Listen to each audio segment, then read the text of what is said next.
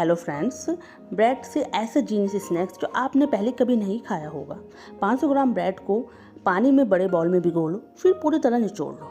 अब एक बाउल में डालो 3 उबले आलू और ये ब्रेड अच्छे से मिक्स करो। फिर डालो एक बारीक कटा प्याज, 2 टमाटर, आधी शिमला मिर्च और मिक्स करो।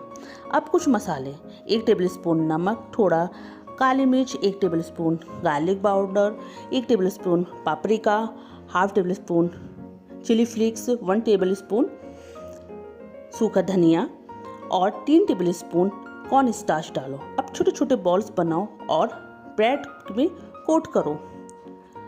आप मेरे चैनल को लाइक शेयर सब्सक्राइब नहीं करते हो फ्रेंड्स, जल्दी जल्दी चैनल को लाइक शेयर सब्सक्राइब करिए और हमें कमेंट करिए। और बस हमने लो मीडियम फ्लेम पर हम इनको अलटते पलटते सेक लेंगे। तेल में गोल्डन ब्राउन होने तक फ्राई करो और तैयार है सुपर क्रिस्पी, बाहर से क्रंच और अंदर से सॉफ्ट स्नैक। एक बार खाओगे तो बार बार खाओ।